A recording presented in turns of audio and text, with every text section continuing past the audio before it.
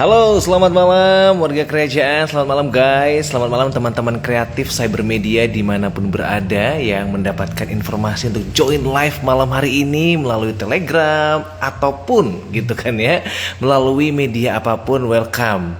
Terima kasih sudah join di channel ini. Dan hari ini kita akan banyak ngobrol tentang kemajuan teknologi, yaitu dengan temanya seru banget, On Internet as It Is in Heaven. Wow, ini ada Peter Julian dan juga ada Larry Christoffel ya. Ayo join. Karena mereka adalah yang akan ngobrol juga banyak hari ini ya. Oke, saya cek dulu bagaimana, apakah mereka sudah bisa join kah bersama-sama. Let's see. Wait. Mereka harus request to join dulu guys. Oke, saya invite juga Bro Peter Julian. Alright, sudah join kah? Halo. Halo Kak. Gimana Bro Larry, suaranya kedengaran dengan baik kah? Wah, suara asik. Mantap. Ya, aman ya. Oke, mantap. Gimana kabarnya nih? Baik Kak, puji Tuhan. Apa kabar? Asik, sehat-sehat juga. Bro Peter, gimana kabar? Sehat, Bro? Sehat, makmur, bahagia, Bro. Tadi saya lihat di sebelah sih masih sehat ya. Karena sebenarnya kita Larry ini live-nya, dia di kantor sebelah, saya juga di studio. Iya. Ceritanya Kita gitu. hanya dibedakan oleh sekat-sekat pintu ya sebenarnya ya. Tapi mungkin banyak orang penasaran nih ya, karena kan di title flyer-nya On Internet as It Is in Heaven, dan pembicaranya Peter Julian saya bisa kenalin, salah satu leader di cybermedia di Bali, Rock Ministry, produser juga, banyak programnya lah ya. Kemudian kalau Bro Larry Christoffel ini sengaja memang kita nggak cantumin di flyer siapa dia gitu, supaya yang mau ikutan live bakal cari di Google. Tapi karena udah open live-nya, boleh deh Bro Larry Christoffel langsung kenalin diri, experience-nya di dunia digital ministry seperti apa, dan siapakah Anda ini? Silahkan Bro. Oke Kak, halo semua, salam kenal teman-teman. Thank you for inviting ya teman-teman cybermedia. Kenalin, namaku Larry Christoffel, dan mungkin kalau belakangan aku sering ngobrol sama Kak melalui platform yang sedang aku bangun sekarang ini, namanya The Digital Ministry. Digital Ministry ini adalah salah satu media pelayanan yang kita bangun, kita kerjakan dengan mengusung visi dan juga doa yang tadi jadi judulnya ini ya, On Internet as It Is in Heaven. Ini di salah satu doa yang kami buat, yang kami kerjakan, karena aku sendiri pun terlibat secara aktif langsung dalam pelayanan digital ministry, khususnya dalam gereja sendiri, dan juga kemarin juga sempat kerja sebelum memutuskan untuk full time melayani di digital ministry ya.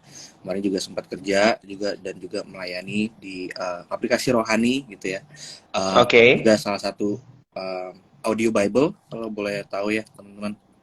Jadi tujuannya sekarang ada di digital ministry adalah untuk membangun satu tempat dan juga satu ekosistem di mana kita bisa benar-benar mewujudkan apa yang menjadi doa bersama, yaitu dan Tuhan terjadi kehendaknya nyata di internet seperti di surga, seperti itu.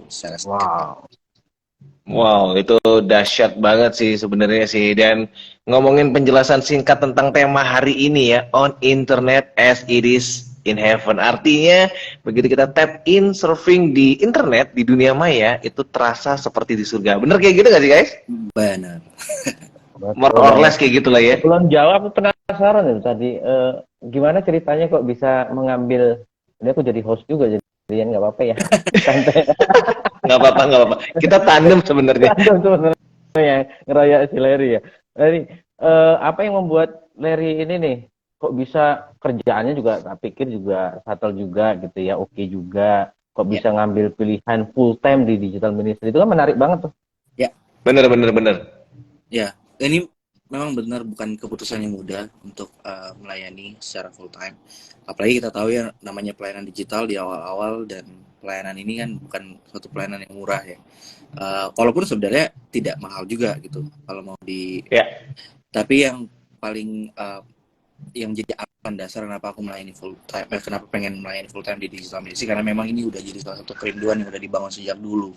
Khususnya sebelum aku pun terjun bekerja melayani di platform digital atau di pekerjaan menyangkut dengan pelayanan media atau yang berkaitan dengan media ya.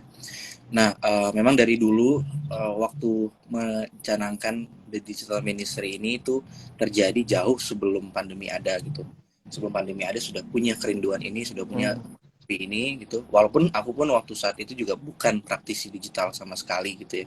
Ya hanya tahu dan kenal dan tinggal di ruang lingkup ini. Jadi waktu memutuskan untuk memilih untuk full time, memang nggak ada keraguan lagi sih. Emang ini udah salah satu, ibarat kalau kata anak-anak sekarang ya, memang udah passionnya di situ, udah kerinduannya juga di situ, callingnya udah di situ. Jadi ya Oke. itu alasan kenapa aku mau untuk jalanin secara full time di digital ministry. Tapi kalau boleh tanya lagi nih, kan tadi bilangnya kerinduan, calling gitu kan. Ada nggak sih kayak satu hal tertentu yang akhirnya bikin lu bener-bener kayak, ini harus join nih aku, karena aku udah lihat konten-konten sekarang tuh kayaknya wah bener-bener jauh dari kata. Bener. Gitu ya? Bener, kondisinya udah kayak gini nih, gawat banget nih, aku udah enak nih dengan konten-konten seperti ini. Harus ada yang masuk ke dunia itu untuk ya istilahnya kita rubah lah. Ya. Ada kepikiran kayak gitu nggak sih? Kepikiran banget, Kak. Jadi salah satu alasan kenapa memberi diri untuk melayani di sini, dan juga salah satu alasan kenapa digital ministry ada, karena memang kita berangkatnya juga bukan karena keinginannya, tapi karena beban yang besar untuk melihat gereja tidak cuma sekedar bereaksi dengan perkembangan digital, tapi juga memimpin dengan perkembangan digital. Kita udah capek lah untuk dengerin situasi-situasi dulu ya, kalau kita selalu ketinggalan, selalu jadi yang apa. Tapi kenapa enggak gitu, kita menjadi satu trendsetter ya untuk ruang lingkup ini yang mungkin cenderung baru akhir-akhir ini. Salah satu juga keresahan yang terjadi karena waktu pandemi kemarin banyak banget kan konten creator rohani yang bermunculan, terus banyak banget akun-akun rohani yang keluar di sana sini gitu. Tapi kecenderungan yang aku lihat tidak semuanya ter-equip atau tidak semuanya punya mindset yang benar dalam melayani di dunia digital. Aku nggak bilang apa yang bukan salah, atau aku nggak bilang apa yang ini kurang tepat dan lain sebagainya. Tapi yang jelas terjadi, kita bisa lihat ada begitu banyak motivasi yang keliru saat orang membagikan kebenaran. Sedangkan sebagai hamba Tuhan kan aku juga punya kerinduan untuk terus membagikan kebenaran dimanapun dan kapanpun ya. Tentu melihat fenomena yang terjadi di dunia digital sekarang, melihat perkembangan dan juga melihat fenomena-fenomena secara spesifik yang aku hadapin sendiri, tentu itu jadi beban. Kalau aku boleh kasih gambaran singkatnya, aku dulu punya teman di tahun 2019 itu lagi kuliah. Jadi waktu itu aku lagi kuliah, Kak. Lagi kuliah di mata kuliah tren-tren global, kalau tahu ya. Jadi carilah di mata kuliah itu, kita disuruh cari. Cari apa yang jadi tren sekarang gitu. Teman-teman lain ketemu tren-tren seperti LGBT ya, aborsi, terus pernikahan di luar nikah dan lain sebagainya, pernikahan di luar nikah, kehamilan di luar nikah dan lain sebagainya. Terus ada macam-macam lah waktu itu. Sampai aku ketemu di momen-momen itu, aku ketemu satu momen, ada satu teman yang dia ngomongin lewat online gini, aku udah gak pernah ke gereja. Jadi waktu ngobrolin tentang gereja, dia bilang aku udah gak pernah ke gereja. Kenapa? Karena aku sekarang bisa buka YouTube, pilih 2 lagu yang aku mau suka, terus dengerin khotbah. Sama hari Minggu tinggal diputer. Buat dia itu udah jadi gereja. Buat dia ya, ini terjadi sebelum pandemi terjadi. Jadi bayangin, kalau ada yang bilang gereja online itu merusak dan membuat orang jadi tidak mau datang ke gereja dan jadi malas, justru itu orang malas ke gereja terjadi sebelum pandemi ada, sebelum gereja online ada. Kita nggak perlu tunggu pandemi, nggak perlu gereja online, sampai kita bisa ketemu ada orang ketiduran dengar khotbah atau ketiduran pas lagi ibadah. Itu nggak terjadi cuma di gereja online aja, tapi terjadi juga di dunia nyata, bahkan sebelum gereja online ada. Nah, ada banyak hal, termasuk ketika ngeliat akun-akun yang membagikan kebenaran, tapi di samping itu juga misalnya lagi aktif membagikan kebenaran, bikin apa, tapi tiba-tiba jadi endorse apa gitu ya, yang jauh dari yang nilai-nilai itu yang gitu ya. kayaknya nggak perlu disebut ya. Iya. Ada pemutih, pelangsing gitu ya. Kayaknya langsung tahu nih. Cari jodoh Kristen gitu, tiba-tiba cari jodoh Kristen.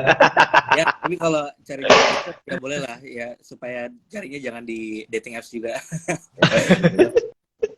Tapi Oke, oke. praktis-praktis orang menggunakan pelayanan ini ya untuk selain bersaing, saling berdebat dan lain sebagainya. Kalau tahu dulu juga sempat ya waktu zaman pandemi awal-awal lagi rame-ramenya pendeta debat di YouTube ceritanya. Terus Yes, benar-benar. pemaparan-pemaparan yang mungkin terjadi ini seolah-olah membuat orang-orang pendeta-pendeta tersebut tanpa mengurangi rasa hormat seringkali lupa bahwa digital itu adalah public space di mana semua orang bisa akses, bisa lihat gitu. Dan kalau isinya adalah cuman pendeta sama pendeta saling ngata-ngatain, saling debat dan lain sebagainya, kan berbeda dengan ruang kelas ya yang cenderung private, cenderung tertutup. Ya atau misalnya sindir-sindiran lah atau apa dan lain sebagainya. Ini kan bukan sesuatu yang nyaman, sesuatu yang membuat kita gerah, Iya, iya. sesuatu yang bikin kita juga justru merasa ya ini nggak bisa dibiarin terus-menerus gitu. Annoying jadinya ya, malah keganggu gitu ya. Full annoying. Apalagi semua yang terjadi di dunia digital itu mempengaruhi orang-orang yang tinggal di dalamnya. Mempengaruhi perspektif I see. mereka di dalamnya. Kalau kita salah dalam merepresent Christianity, mewakili kekristenan, mewujudkan kekristenan di dunia nyata, di dunia internet ini, maka orang-orang akan punya stigma tertentu tentang kekristenan itu seperti apa. Penuh dengan kebencian misalnya, penuh dengan rasa amarah, penuh dengan rasa ya gitu-gitulah. Akhirnya itu yang jadi salah satu hal yang aku rasa kita nggak bisa lagi bilang bahwa yang namanya digital itu cuma sekedar alat. Kita nggak bisa lagi bilang aku mau melayani dengan pelayanan digital. Enggak. Kita harus bilang aku mau melayani di dunia digital. Kenapa? Karena kita ngeliat ini satu tempat lagi. Isinya generasi-generasi Z, generasi-generasi Alpha, yang anak-anak kecil yang sekarang di sekolah minggu ya, yang belum lancar baca tapi udah bisa ngedesain, belum bisa belum lancar apa gitu tapi udah bisa otak-atik komputernya sendiri atau otak-atik gadgetnya sendiri. Artinya kan ada satu suku sendiri nih, ada suku digital yang kita sebut digital native yang memang lahir besar tumbuh di dunia digital ini. Nah kalau tidak ada Ya, ada di digital savvy ya. betul digital native. Jadi kalau nggak ada yang pernah melayani mereka, nggak ada yang pernah datang untuk memberikan kabar Injil kepada mereka, siapa lagi yang kenal? Gitu. Yes. Oke. Kita sekarang masuk ke tema hari ini. Seperti yang sudah disampaikan di awal lagi. Ini tema yang menarik banget, tapi memang nggak boleh salah diterjemahkan gitu kan ya. On internet as it is in heaven. Jadi heaven di sini tuh bukan berarti surga dunia ya. Karena ada yang lain nih teman saya nih. Ini maksudnya internet itu memang bisa jadi surga dunia gitu, bisa cari apa aja yang lo mau. Habis itu bisa incognito gitu kan ya, tersembunyi. Bener-bener kayak wah, I feel like heaven gitu di internet. Apakah itu atau malah sebaliknya bahwa memang udah jadi bagian kita, porsi kita, rekan-rekan cybermedia atau teman-teman yang lainnya yang memang ada di dunia digital untuk pelan-pelan mengubah culture, mengubah ambience yang ada di dunia internet sana as it is in heaven, seperti nantinya jadi seperti di sorga. Boleh dong dijawab Peter kali sekarang ya, dia tadi udah diam aja malah jadi host ya Peter. Ayo Peter, jawab Peter. Tadi baru mau nanya lagi sama Larry. Ya, menarik. Jangan ya. dong, gantian. Menarik apa yang di-share Larry tadi itu benar-benar terjadi juga ya dalam pelayanan kita, saya sama Junior juga PR banyak banget. Nah, kita kan juga di Cybermedia Academy. Tugas kami adalah memperlengkapi teman-teman media. Yang pertama untuk expert dalam bidang skill ya. Tapi kita di tahun ini tuh kita coba lebih dalam lagi, lebih ke root lah gitu ya, lebih mendasar motif yang harus mereka punya itu seperti apa. Nah makanya salah satunya kita invite Bro Larry untuk memperlengkapi kita juga motivasi apa yang sebenarnya yang seharusnya kita miliki gitu ya. Nah tadi juga udah di-share banyak tentang internet. Nah yang terjadi di internet ini kan memang grupnya setelah pandemi itu boost gitulah ya, lebih cepat. Memang sebelumnya juga jauh dari pandemi itu udah ada gitu ya, tapi benar-benar culture daripada orang-orang itu berubah. Yang dulunya nggak nyaman sekarang kok malah nyaman gitu ya. Nah hal itu yang nggak boleh kita kesampingkan ya, sepelekan. Nah kita harus benar-benar concern di situ. Nah yang menarik adalah saya juga cari tahu tuh apa sih yang orang lakukan di internet kan gitu. Nah saya baca artikel research dan sebagainya. Ada beberapa hal yang salah satunya adalah komunikasi, bener ya, komunikasi. Yes.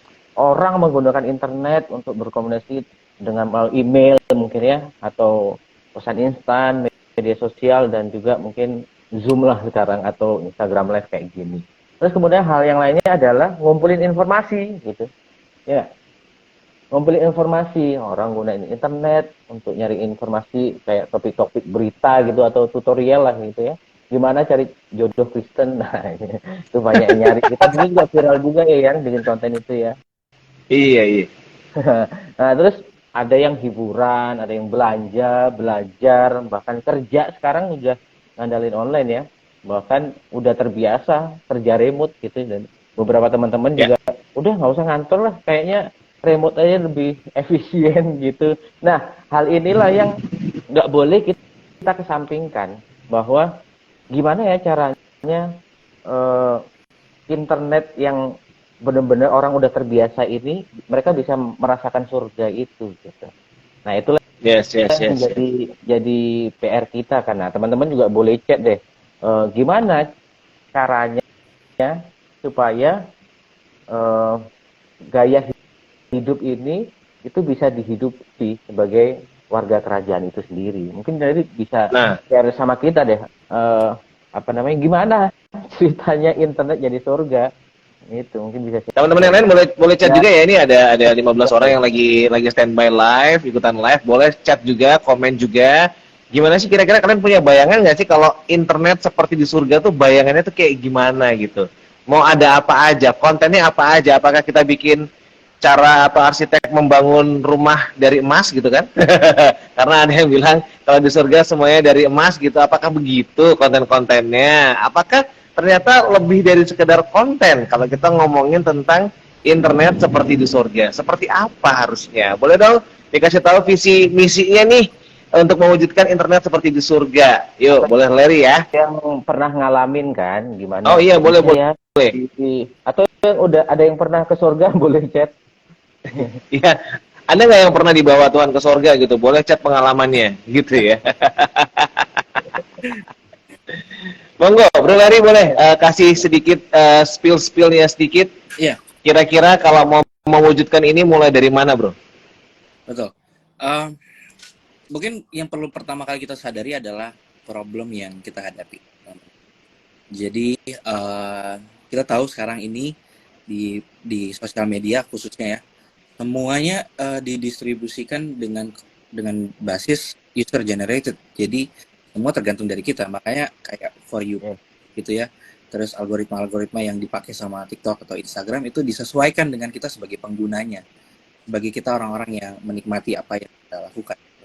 Kalau dulu ada hamba-hamba Tuhan misalnya, atau ada pemimpin-pemimpin lah yang melarang misalnya, jangan pakai TikTok. Ya, kenapa? Karena isinya orang perempuan yang joget-joget semua. Tanpa dia sadari, dia sedang mengekspos FYP-nya sendiri karena FYP itu Kok di tempat saya Ketahuan. laki yang joget gitu ya? Gimana itu ya? karena berbeda-beda betul. Jadi apa yang kita lihat itu yang nanti jadi algoritma yang nanti akan terus-terusan muncul ke dalam layar kita. Dan itu yang akan mempengaruhi pikir kita, itu yang akan mempengaruhi sikap kita, itu yang mempengaruhi kehidupan kita di dunia nyata, tindakan-tindakan yang kita lakukan. Jadi jangan heran kalau misalnya isi konten kita di hati kita isinya macam-macam. Karena apa? Karena mungkin yang sering kita cek, yang sering kita lihat macam-macam. Gitu. Dan salah satu cara untuk mewujudkan apa yang menjadi peran ini, kami di The Digital Ministry kita bangun satu value. Salah satu value yang kita bangun adalah digital integrity. Apa itu digital integrity? Kita berusaha nih supaya apa yang terjadi di dunia nyata, apa yang terjadi di dunia itu terjadi secara itu terjadi sama gitu. Tidak ada yang lebih baik, tidak ada yang lebih tinggi atau tidak ada yang lebih rendah gitu. Ibaratnya kalau memang kita dalam tanda kutip rohani di dunia kita juga harus rohani di dunia. Apa gunanya saya menjadi pelayan Tuhan di dunia nyata gitu ya, aktif melayani, tapi di dunia maya saya kecanduan pornografi misalnya, kecanduan dengan hal-hal yang buruk gitu misalnya. Kalau dilihat ini tidak selalu bisa tadi ada yang gak apa-apa, itu salah satu bagian dari apa yang mungkin jadi framework besarnya.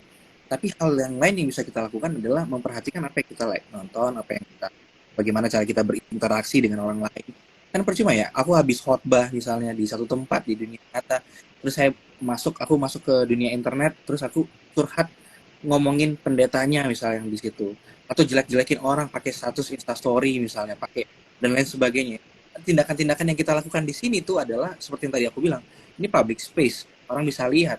Seharusnya kita bawa atmosfer surgawi tentunya, dan juga nilai-nilai surgawi di dalam public space yang lagi kita pakai itu dunia digital sendiri, seperti itu. Wow. Salah satu. Oke, asik ya. Ini ada beberapa yang udah komen dari Rim Vietnam, be Christian influencer in the internet platform. Kemudian dari Indah Huta Barat, konsisten tuh, paling susah konsisten. Nah, tapi ada yang seru juga nih. Ini emang benar-benar juga bisa jadi trigger ya untuk obrolan awal. Tolong bisa dibantu mendefinisikan surganya dulu, biar sama dulu yang dimaksud surganya seperti apa gitu. Hai Ko Jerry, thank you pertanyaannya. Ini menarik kalau kita ngomong surga ini surga atau sorga? Yang ada bidadarinya atau enggak nih? Oke. Ini saya juga ada sedikit catat sih. Saya catat lima hal membicarakan tentang surga di Alkitab. Yang pertama itu ada di Yohanes 14 ayat 2 sampai 3, nggak usah buka karena kita nggak lagi PA gitu ya. Saya bacain aja, di rumah Bapakku banyak tempat tinggal. Jika tidak demikian, tentu aku mengatakannya kepadamu, sebab aku pergi ke situ, Tuhan pergi ke situ untuk menyediakan tempat bagi kita semua ya. Dan apabila aku telah pergi ke situ dan telah menyediakan tempat bagimu, aku akan datang kembali dan membawa kamu ke tempatku, supaya di tempat di mana aku berada, kamu pun berada. Nah, itu yang pertama. Saya nggak jelasin detail lah ya, nanti seminar surga dan neraka aja Koyer ya. Yang kedua, di 1 Korintus 2 ayat 9, tetapi seperti ada tertulis, apa yang tidak pernah dilihat oleh mata dan tidak pernah didengar oleh telinga dan yang tidak pernah timbul dalam hati manusia, semua yang disediakan Allah untuk mereka yang mengasihi Dia. Terus ada Wahyu 21 ayat 3 sampai 4, ada Filipi 3 ayat 20, ada Wahyu 21 ayat 2, nanti bisa dibaca di rumah ya. Tetapi ada intisari yang saya mau sampaikan adalah sorga itu dipahami sebagai tempat keabadian di mana umat Allah akan hidup bersama dengan Tuhan itu sendiri. Setuju ya? Saya nggak tahu. Berdampingan ya. Jadi di mana kita itu ketemu sama Tuhan, ngobrol sama Tuhan, merasakan hadirat Tuhan. Nah, ini yang saya ambil beberapa prinsip, 3 prinsip menurut saya yang sangat mungkin itu diterapkan di dunia internet. Yang pertama itu hadirat, ya kan? Kita bisa nggak merasakan hadirat Tuhan meskipun kita nonton YouTube? Oh, for sure kita bisa. Terus yang kedua adalah kuasa, ya. Bisa nggak kita mendoakan orang sakit melalui internet, melalui telepon, WhatsApp, mendoakan dan lain sebagainya? Bisa nggak? Sangat mungkin. Terus yang ketiga itu adalah damai sejahtera yang tidak tergantikan dengan apa yang di dunia ini. Nah, itu mungkin yang bisa jadi gambaran surga itu seperti apa dan yang sangat mungkin dilakukan di dunia internet, gitu. Jadi, hadirat Tuhan, kuasa dan juga damai sejahtera. Nah, inilah prinsip ini yang mesti dimiliki oleh kita semua, teman-teman yang khususnya ya, teman-teman yang bergerak di media, gitu. Jadi kalau semua kita bikin konten, bikin apa, kalau enggak sesuai dengan prinsip itu, ya benar kata Larry, kita mesti realign ya, kita mesti luruskan kembali tujuan kita buat konten itu apa. Saya ingat itu dulu ya, masih ingat ya, waktu sekitar tahun 2017 lah, 2016, 2017. Saya ingat waktu itu di tahun itu sangat banyak sekali di televisi, ya, televisi, YouTube dan lain sebagainya. Kok banyak ya orang yang melambai cowok ya? Banyak banget. Iya. Benar. Salah satu artis lah ya, saya nggak sebutin. Tapi itu menginfluence banyak orang gitu. Terus gimana ya kita jadi anak Tuhan, yang pertama, terus content creator, supaya bisa mengcounter ini. Gimana caranya? Udah, kita berdoa, Tuhan kirimkan salah satu orang yang bertobat ya. Ingat ya, sayangnya sekarang dia udah meninggal gitu ya. kita nggak Iya, bisa iya, iya, detect. iya, iya. Tapi kita udah bikin konten di situ dan buahnya adalah pelayanan, Bro Larry. Jadi melalui video itu banyak yang diubahkan, kuasa Tuhan dinyatakan, terbentuklah kita komunitas LGBT. Dan puji Tuhan sekarang, waktu itu jemaatnya lumayan, tetapi puji Tuhan sekarang jemaatnya habis. Mhm. New creation ya waktu Ya, itu ya, iya. menjadi pelayanan new creation, diubahkan menjadi kreasi yang baru ya gitu. Wow. Jadi Iya, saya ingat menarik. juga sih konten itu, saya ingat juga sih. Lumayan FYP juga, viewsnya banyak juga itu. Dan banyak yang mau nurunin kontennya. Iya. Banyak yang menurun konten. Jadi udah mulai ini ya, teman-teman yang join udah mulai makin mengerucut nih. Jadi tadi Peter bilang bahwa ada hadirat, ada kuasa, dan kemudian juga ada damai sejahtera yang ditularkan melalui platform internet apapun yang sedang kita gunakan.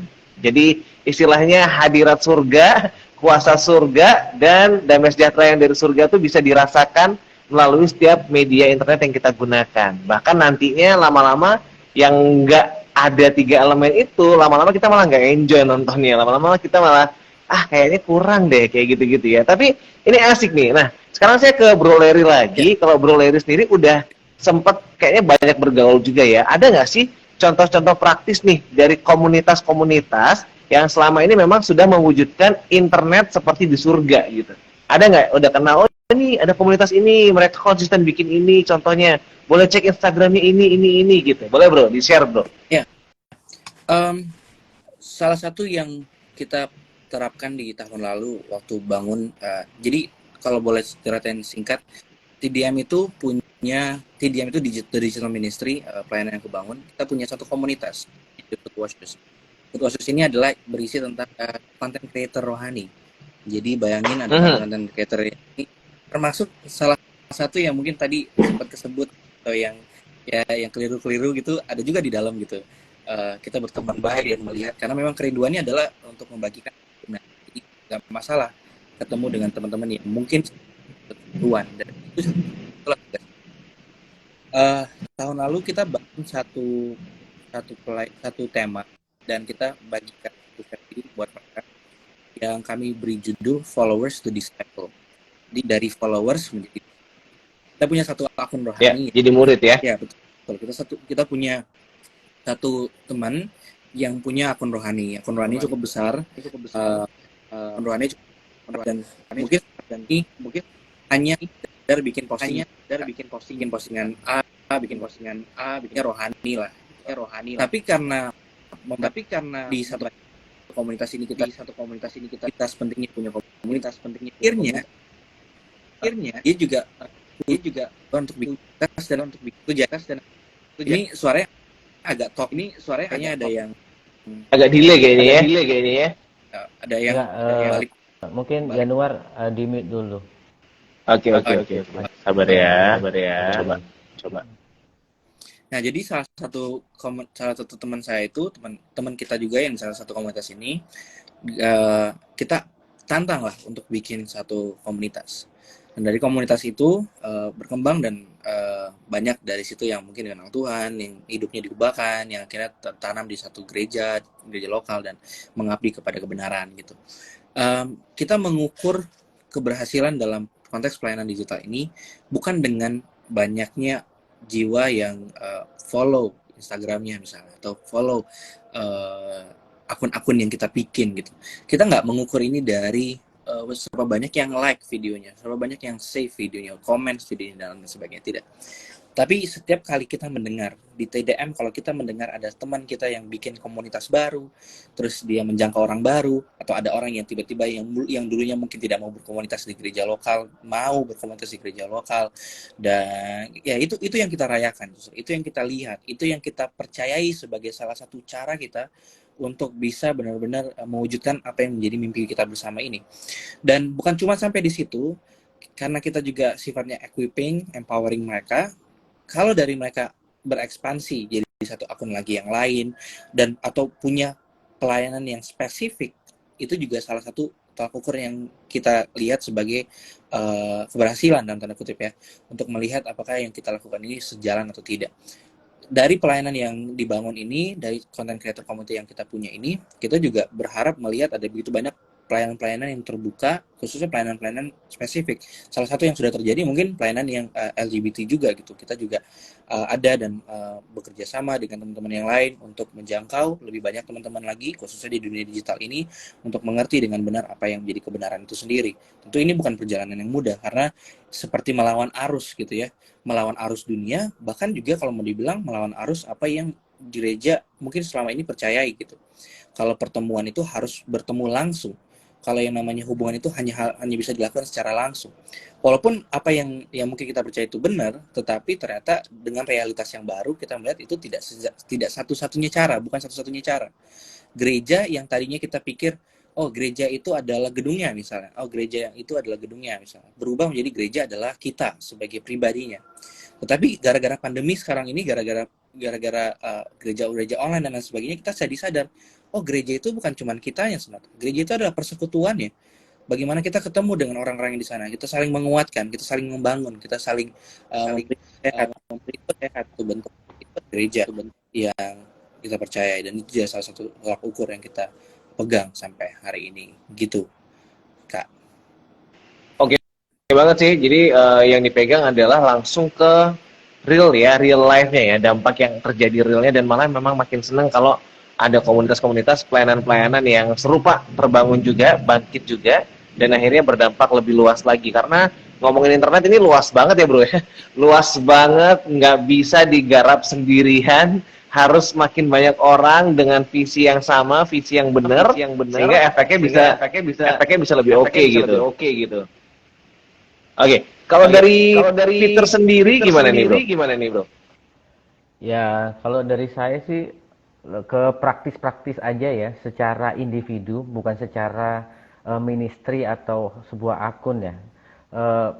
Saya kira sih dimulai dengan hal mudah ya, karena kita ini semua bisa berkontribusi untuk menghadirkan surga di dalam internet, whatever lah ya, bukan sekedar sosmed doang, tapi WhatsApp, pokoknya semua internet lah gitu. Ya, saya pikir yang pertama yang bisa kita lakukan adalah berkontribusi dengan simple komen atau posting yang membawa kebaikan atau manfaat lah minimal bagi orang lain, simple as that gitu ya. Terus kita juga bisa gunain dunia internet itu untuk membantu orang yang membutuhkan, simple. Kalau ada orang yang story kekurangan ya, kalau kita kenal, why not kita bisa tolong kan. Nah, ketika kita bisa tolong itu, saya percaya mereka juga akan mengenal Tuhan itu sendiri gitu ya. Kecuali kita menolong pelangsing, peninggi dan sebagainya ya. Terus kemudian ya, saya rasa yang paling mudah adalah ya jadi pelopor lah ya, bahasanya jadi pelopor supaya kita ini bisa menjadi perubahan yang positif gitu. Dan mungkin bisa berbagi pandangan, ide-ide, atau mungkin firman Tuhan, atau ya kalimat-kalimat sederhana yang bisa menguatkan at least followers kita atau kontak-kontak yang ada di kontak kita gitu. Terus ya paling sederhana ya, gunakan internet buat berdoa, brother. Wow. Jadi saya itu punya kebiasaan setiap pagi itu selalu ada Tuhan ingetin untuk kalau enggak WhatsApp itu telepon, bro. Keinget siapa gitu, either aku voice note atau telepon langsung gitu ya. Saya gunain itu untuk mendoakan. Kita bangun tidur pasti inget siapa gitu, pasti ada itu. Nah, itulah kita bisa gunain internet itu untuk menghadirkan surga. Karena orang yang nggak kenal Tuhan itu nggak bisa ngerasain surga, bro. Kecuali kita bisa membagikan Injil itu, kabar baik itu melalui sesuatu yang real gitu. Jadi sesuatu yang real, maksud saya adalah, oke, Tuhan Yesus datang ke dunia ini untuk menebus umat manusia.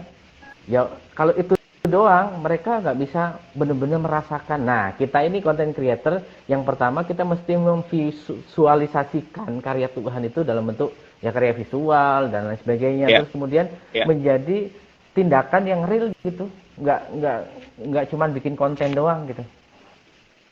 I see, Jadi karena I see. masalahnya Jadi, yang Bro Larry tadi bilang itu, kita menganggap internet ini cuman tools mempromosikan ministry. Menurut saya itu salah besar.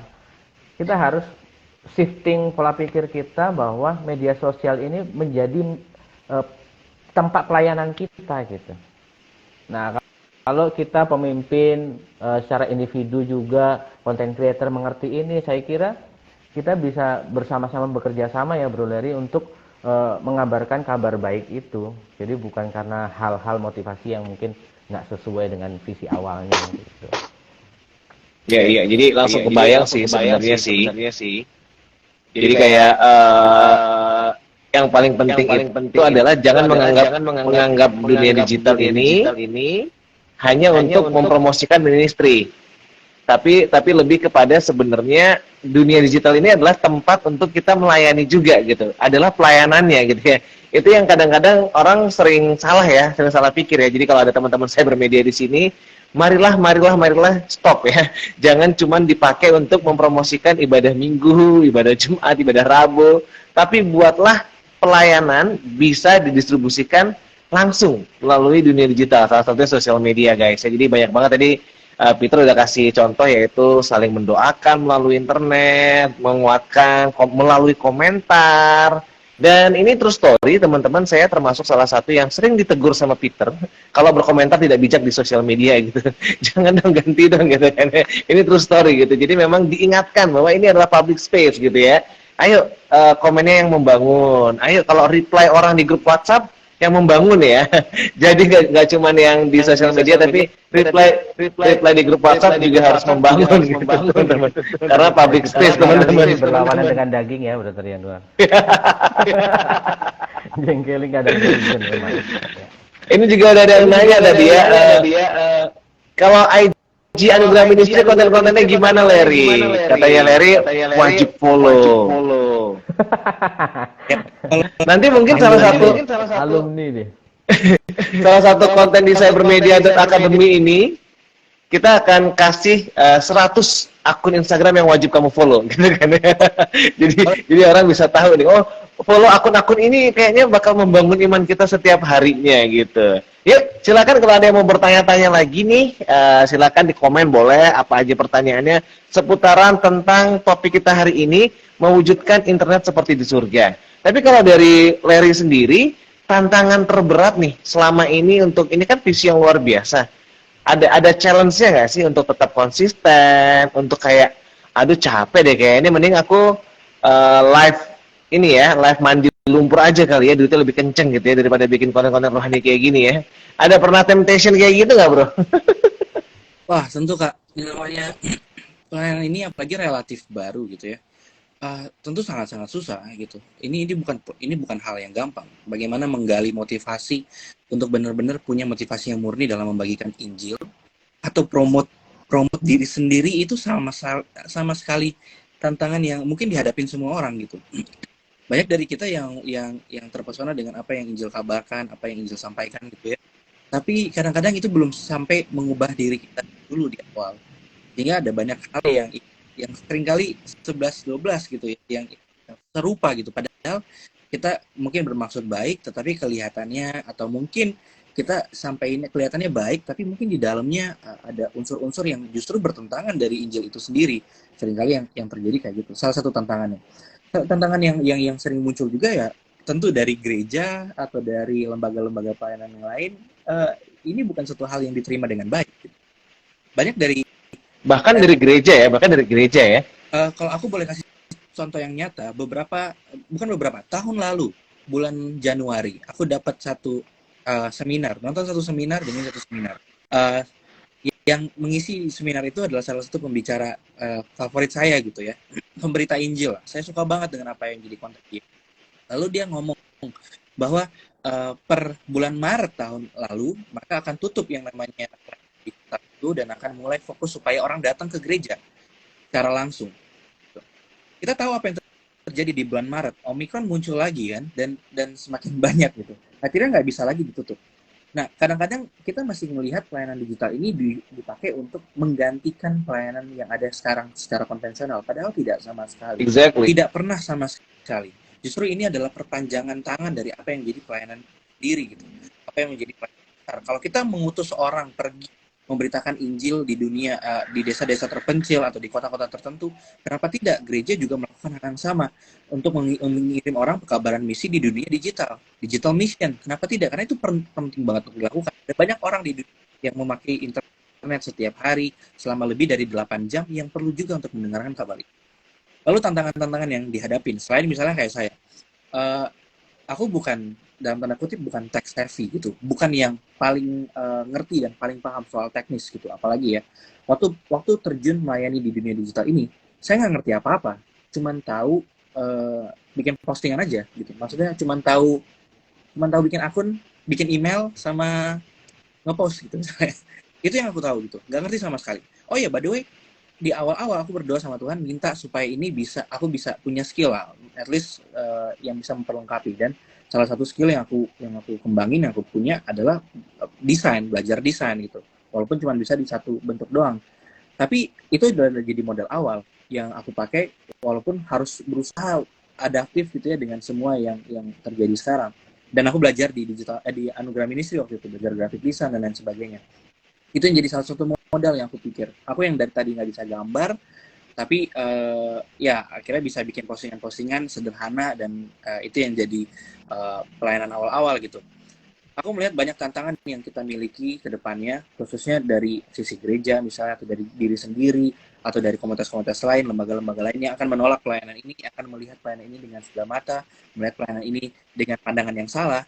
Tetapi balik lagi, sama seperti Tuhan sudah memperlengkapi aku percaya Tuhan pasti akan bagi dia cara, bagi kita untuk bisa benar-benar mencapai apa yang menjadi misi Allah dalam dunia, khususnya dalam perkabaran Injil, supaya lebih baik lagi, supaya benar-benar bisa punya jalan keluar lah dari setiap tantangan-tantangan itu. Kalau mau ngomongin tantangan sih Kak, uh, ada, aku nggak tahu ya harus harus list berapa banyak gitu kan, tapi banyak tantangannya gitu. Seperti yang udah aku mention di awal, ini pelayanan yang mau dibilang murah enggak, dibilang mahal juga enggak gitu kan. Tapi Yes, yes, perlu yes. kreativitas yang jauh lebih tinggi gitu. Ini bukan cuma sekedar bikin postingan, bukan cuma sekedar bikin komunitas, tapi lebih daripada itu, bagaimana dari apa yang kita sampaikan ini benar-benar punya dampak yang nyata di dunia nyata. Bagaimana caranya supaya kita bisa benar-benar mengubah keadaan, mengubah situasi, dan menjadi trendsetter. Itu nggak gampang. Dunia sekarang ini akan mengikuti apa yang dunia suka, kan? Konten Injil, Ya. konten tentang kebenaran hanya akan terjadi kepada orang-orang yang suka dengan konten itu. Karena seperti yang aku bilang di awal, ada skema algoritma, ada konten bubble. Kalau kita cuma suka, misalnya dari kita ada yang suka konten mobil, ya akan keluar terus konten mobil, konten mobil. Kalau nggak pernah dengerin Injil, nggak pernah ke expose dengan Injil, yang akan terjadi, orang nggak bakal muncul tuh di layarnya, nggak bakal muncul di FYP. Nah, kita berharap ada lebih banyak orang dari kalangan yang berbeda-beda, dari interest yang berbeda-beda, dari latar belakang yang berbeda-beda, sama-sama ngomongin Injil. Mau dia bikin konten vlog mobil kayak, mau motor sambil ngevlog kayak, mau dia masak sambil ngevlog kayak, tapi semuanya kalau bisa sambil ngomongin Injil kan bagus banget. Akhirnya yang hobi, Keren banget, bro. iya, yang hobi-hobi dengerin orang podcast di motor atau apa, atau di apa, akhirnya ada peluang buat mereka masuk berita Injil melalui platform mereka. Jadi ini pelayanan yang kalau mau dibilang gampang karena bisa dilakukan dari kamar sendiri, tapi juga susah karena butuh strategi yang matang. Dan sampai hari ini kita masih perlu banyak, khususnya pelayanan-pelayanan ya, akademi seperti cybermedia, untuk juga nge-training bukan dari skill aja, skill marketing, untuk benar-benar produk ini kan sesuatu yang kita banggakan, sesuatu yang tidak ada cacat celah, sesuatu yang seolah-olah, bukan seolah-olah, tapi kita diskusi benar-benar sebagai satu hal yang seharusnya semua orang tahu, seharusnya semua orang kenal, dan semua orang ubahkan oleh itu kan. Wow, ini inspiring banget sih. Jadi tadi aku yang terberkati banget tuh ketika ngomong konten apa aja sebenarnya bisa diselipkan nilai-nilai Injil di sana gitu. Jadi justru dengan ini malah tidak membatasi kreativitas ya teman-teman ya. Jadi jangan salah teman-teman, ketika kita ngomong internet as in heaven itu nggak artinya bener-bener rohani banget, tapi malah kalau misalnya kalian bisa taruh nilai-nilai itu di konten-konten yang sifatnya komersial, di konten-konten yang sifatnya general, wah itu daya pukulnya malah lebih mantep gitu ya bro ya. Jadi lama-lama itu kayak mengubah atmosfer internet gitu. Sosial media atmosfernya berubah. Karena kayak sekarang nih kalau kita lagi sadari kita lagi sibuk-sibuk ngomong sukacita, tapi yang lagi terkenal sad boy gitu. Mau gimana? Dari Bro Peter gimana bro? Ini makin seru nih, udah mendekati ending, makin seru. Kalau bagiku sih tantangan terbesar itu adalah if we go with no support. Jadi kita udah melakukan ini itu visi yang udah benar, pemahaman yang udah benar, terus ketika udah jalan kita itu nggak dapat support dari manapun. Nah itulah tantangan terbesar ya. Makanya saya sarankan ke teman-teman yang mungkin ikut live ini, ikutlah komunitas. Mungkin salah satu kalau teman-teman content creator, ikutlah TDM. Supaya apa? Ketika teman-teman itu mulai lelah ya dengan bikin konten, ada yang menyemangati yang pertama. Terus ada yang mensupport, maksudnya mensupport itu mengarahkan juga gitu. Mungkin kita memang salah gitu. Ya udah, ada yang mengarahkan kita untuk kembali ke track yang benar. Jadi seperti yang Larry bilang, memang tantangan itu banyak banget. Tetapi kalau ada orang-orang yang suportif di sekitar kita, saya kira itu nggak akan terlalu berat. Tetapi kita akan bisa terbantu dengan orang-orang positif di sekitar kita. Nah, ada juga masukan tadi juga dari Blue Larry, bagus banget. Kita sebagai content creator yang mungkin bergerak di bidang ini ya, itu kita bisa istilahnya buat pelatihan-pelatihan yang teknis seperti digital ministry dan lain sebagainya. Itu pasti kita akan kolaborasi lagi, Bro Larry. Amin. Itu mau ditunggu. Ini Januar menghilang. Koneksinya tadi ya. Karena sebenarnya di depan badai gitu. Oh, Jadi kalau malam hari ini ibadah padang nggak bisa, tapi kalau di internet bisa. Itu di depan lagi badai, lagi hujan deras banget nih teman-teman. Tapi ya, thanks God ada internet, tetap bisa jalan ini. Kalau nggak bisa jalan ini, beda kota lagi. Oke.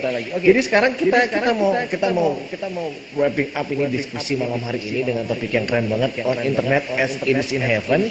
So pertanyaannya adalah mungkin nggak sih gitu? Nantinya goal besarnya tuh mungkin nggak sih? Butuh apa lagi? Butuh apa aja lagi Bro Larry untuk bisa mengubah atmosfer internet yang sekarang ngikutin wave-nya dunia ini? Jadi nanti rasanya seperti di sorga. Boleh Bro Larry, boleh tutup dengan beberapa statement yang bisa jadi kerinduan juga ya, supaya ini bisa menular nih. Teman-teman juga akhirnya bisa ikutan campaign dengan tema yang sama nih. Boleh Bro Larry, silakan. mungkin aku mau kasih satu boleh. Sorry kepotong ya, di mute Boleh. dulu ya. Mungkin aku mau kasih satu ayat yang mungkin bisa jadi pegangan kita untuk melayani khusus dalam aku, yang sering banget aku bagiin juga sih ini. Aku nggak putus-putus kan ya. Sorry kalau misalnya interrupt juga, lagi problem. Ayatnya itu ada di Roma pasal yang pertama ayat yang ke-16.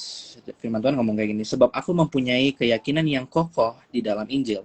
Karena Injil adalah kekuatan Allah yang menyelamatkan setiap orang yang percaya, pertama-tama orang Yahudi, tetapi juga orang Yunani. Ayat yang ke-17, sebab di dalamnya nyata kebenaran Allah yang bertolak dari iman dan memimpin kepada iman, seperti ada tertulis orang benar akan hidup oleh iman. Percaya nggak percaya bahwa pelayanan digital ini, walaupun kita lihat semuanya serba teknologi, semuanya serba apa yang manusia ciptakan, apa yang manusia pikirkan, tetapi aku percaya banget ini tuh adalah jalur providensi Allah yang Tuhan sudah sediakan. Dia yang bekerja di balik layar semua ini, dan dia yang senantiasa mempengaruhi kehidupan kita orang percaya untuk aktif melayani di sini. Jadi kalau ada yang dengerin sekarang, punya kerinduan, pengen jadi content creator rohani, pengen jadi berkat di dunia digital, itu nggak datang dari diri kita sendiri, itu datang dari Roh Kudus. Roh Kudus yang memberikan kita kekuatan untuk melakukan itu. Apalagi kalau kita tahu tujuannya bukan untuk supaya kita jadi terkenal, jadi famous, punya jadi viral, tapi benar-benar karena kita punya kerinduan supaya lebih banyak orang lagi mengenal tentang Injil. Nah, dengan optimisme bahwa Tuhan bekerja dalam segala sesuatu untuk mendatangkan kebaikan, maka aku percaya, apa kalau jawabnya mungkin atau nggak mungkin, pasti mungkin banget bisa terjadi. Karena walaupun kesulitannya banyak, tantangannya banyak, problemnya banyak, godaannya banyak, tapi kalau Tuhan sudah memulai pekerjaan baik ini, maka pasti Tuhan akan meneruskannya sampai akhirnya. Jadi buat aku sendiri sih melihat pelayanan ini, ini bukan pelayanan yang aku minta dari kecil, ini bukan pelayanan yang aku doakan dari kecil, tetapi aku fakta bahwa aku bisa melayani di sini itu juga suatu mujizat gitu Kak. Untuk setup kadang-kadang aku juga perlu banyak belajar. Aku lulusan sekolah teologi, nggak belajar pelayanan digital secara full waktu itu, nggak ada sama sekali. Kalau mau disuruh bikin postingan grafis desain, aku masih bisa. Tapi kalau udah disuruh ngedit video, aku udah pusingnya bukan main Kak, kadang-kadang. Jadi ada orang ya Tuhan siapin gitu di bagian masing-masing, di lini masing-masing, dan bentuk penyediaan Tuhan itu yang membuat kita punya optimisme yang tinggi bahwa Tuhan hadir di sini, dan Tuhan juga rindu melihat lebih banyak orang lagi diubahkan oleh pesannya, oleh kerinduannya. Jadi gak usah takut melangkah. Kalau kita tahu di depan akan banyak tantangan, kita tahu di depan akan banyak problem, ada banyak penolakan di awal-awal nih, ada banyak penolakan tentunya. Tapi kalau kita tahu bahwa yang kita bagikan, yang kita kenal ini kita adalah kita membagikan Allah kita yang hidup, maka Dia tidak akan tinggal diam untuk menyertai dan juga provide semua hal yang mungkin kita perlukan dalam menjalin melakukan pelayanan digital ini, Kak. Jadi mungkin nggak mungkin, sangat-sangat mungkin. Karena kita tidak bergantung kepada kekuatan sendiri, kecerdasan sendiri, tidak bergantung kepada hikmat sendiri, tetapi kepada kekuatan Allah, yaitu kekuatan Injil itu sendiri. Aku bukan desainer paling bagus di dunia ini, aku juga bukan content creator paling hebat di dunia ini, bahkan cenderung diprotes teman-teman karena jarang banget bikin konten. Karena kalau bikin konten suka mikirnya lama, Kak. Harus, kalau lihat postingan aku di akun pribadi ya, rata-rata captionnya panjang, terus apa yang diisi, ya yang aku mau aja gitu. Bisa banget kok jadi diri sendiri, nggak perlu ngikutin FOMO, nggak perlu ngikutin orang-orang di luar sana. Wah, followersnya harus banyak dulu ya Kak, harus banyak yang ngikutin dulu. Enggak, karena melayani aku kadang-kadang ya dengan chat pribadi, dengan lihat story-story mereka yang lagi galau gitu, dengan lihat apa yang mungkin mereka lagi gumuli hari-hari itu, atau sharing, atau gabung di komunitas. Aku suka bola, suka nonton Chelsea gitu ya, ya ngobrolin hal yang sama, ketemu, bangun relasi, dan begitu ada kesempatan bagikan Injil setiap saat gitu. Jadi ada begitu banyak stigma yang harus kita ubah hari-hari ini. Ada begitu banyak kecenderungan-kecenderungan yang mungkin bertentangan dengan kebenaran yang harus kita kendalikan dan harus kita bawa kepada kebenaran yang sesungguhnya. Tapi jangan berputus asa walaupun di setiap kendala itu ada dan memberatkan kita. Kita percaya bahwa Tuhan menyertai setiap langkah, dan Tuhan yang membawa, dan Tuhan yang menginisiasi. Aku mengalami itu. Aku bisa bersaksi banyak tentang hal ini, khususnya dalam melayani digital. Punya keberanian untuk resign dari kerjaan dan melayani sepenuh waktu di pelayanan ya. Ini pelayanan bukan pekerjaan, karena ini ya kalau kita boleh tahu ini kita running as a ministry, bergantung dan berharap kepada orang-orang yang mungkin terbebani juga dengan hal yang sama gitu ya. Tapi ya itulah bentuk penyediaan Tuhan, sampai hari ini tidak kekurangan juga walaupun melayani di pelayanan yang mungkin relatif perlu banyak biaya dan lain sebagainya. Tapi karena percaya Tuhan sudah memulai segala sesuatunya, jadi tidak ada keraguan, tidak ada ketakutan untuk melayani ini. Sangat-sangat mungkin untuk melihat pekerjaan Tuhan terjadi di internet seperti di surga. Gitu Kak. Keren banget, keren banget. Oke, Peter, kamu punya waktu 3 sampai 4 menit untuk wrapping up. Kira-kira ini sebagai kata-kata pamungkas, kesimpulannya mau ngomong apa, Bro? Sepertinya udah dimakan sama Larry semua ya. Saya kira udah lengkap itu. Tapi saya mau kasih pesan, nggak usah terlalu muluk-muluk lah. Yang saya kira kalau Januar dipercayakan Tuhan jemaat 1000 misalkan contohnya. kaya raya tuh ya. Tapi kita nggak bisa bilang gitu. Itulah jiwa-jiwa yang kita layani, setuju? Nah, follower kita berapa? 500 itu ya ampun, itu gedung gede loh. Nah, itulah orang-orang yang Tuhan taruh di sekitar kita untuk mereka bisa merasakan sorga itu nyata, Injil nyata melalui kehidupan kita. Jadi dimulai dengan kita sebagai individu, kita mempunyai nilai seperti itu, terus kita implementasikan dalam mungkin usaha kita atau pekerjaan kita, bahkan mereka juga bisa melihat surga melalui konten-konten kita, melalui di sosmed kita, ataupun semua di internet yang kita miliki. Mereka yang melihat bisa merasakan surga dan tentunya kasih dan karya Tuhan di atas kayu salib. Saya kira itu. Ya. Amin. Amin. Keren banget, keren banget. Dan artinya sekarang ya teman-teman semua kalau ngerasa bahwa apa yang kamu lihat, apa yang ada di circle-mu,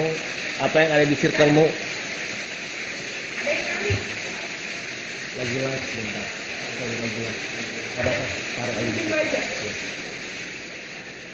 Maaf ada gangguan sebentar. Oke, jadi sekali lagi aku cuma mau bilang bahwa sekarang kalau kalian merasa bahwa circle kalian di sosial media itu isinya busuk semua, dimulai dari kalian ya, harus terpapar dulu dengan konten rohani supaya nantinya itu akan berubah dengan sendirinya. Dan jangan sampai cukup aja menikmati konten rohani, cobalah kalian menjadi konten kreator rohani. Dan percaya aja bahwa ketika desire itu muncul, which is yang dari Tuhan, dari Roh Kudus juga, dan Tuhan akan memperlengkapi semuanya meskipun tantangan banyak. Dan kalau dari Bro Peter tadi, nggak usah lihat angka yang besar-besar, berapapun yang Tuhan percayakan melalui followers kalian, teman-teman dekat kalian, jadilah dampak yang luar biasa melalui circle itu.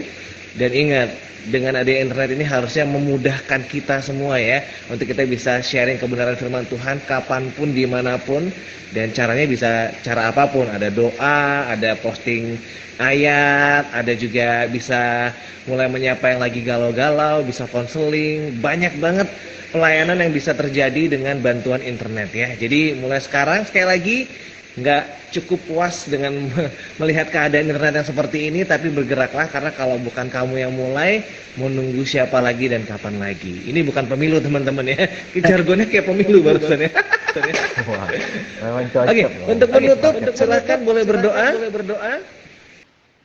Nih yang mana yang mau berdoa nih? Larry berdoa ya. Silakan. Let's pray. Bersyukur Tuhan untuk apa yang jadi pembicaraan malam hari ini. Ya, kekuatan dan senantiasa motivasi terus untuk melayani Tuhan dengan murni, tulus, dengan setia di dalam apapun yang Tuhan sudah percaya.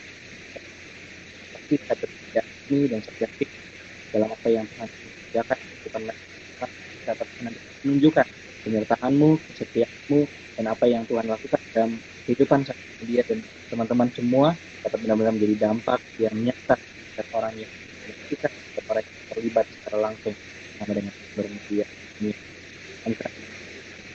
dengan supaya setiap daripada motivasi tergerak juga oleh kekuatan Injil yang sempurna yang dapat menyelamatkan dan menjadi inspirasi bagi kami, yang jadi kekuatan bagi kami apa tidak di dalam Tuhan Yesus kami berdoa. Haleluya. Amin. Amin. Thank you Bro Larry, thank you Bro Peter. Terima kasih buat semua yang sudah join. Dan jangan lupa sekali lagi ikuti cybermedia.academy, ikuti juga ya yang tadi Bro Larry bilang ya. Jadi boleh langsung, nanti kita sekali lagi kita akan janji nih ya. Dan ini akan diberikan atau dibuat sama Peter 100 akun Instagram yang menjadi berkat. Siap dirilis ya Peter ya. Perlahan-lahan wajib follow juga. Oke, kalau nanti join komunitas TDM bisa langsung ke oh iya benar, The Digital ya. Ministry, betul. Pokoknya follow Larry dulu deh, nanti bisa langsung ketahuan di bio-nya ada. Harus follow apa lagi? Itu kuncinya. Thank you semuanya. Thank you. See you next time. God bless you. Be blessed everyone. Terima kasih ya. Bye.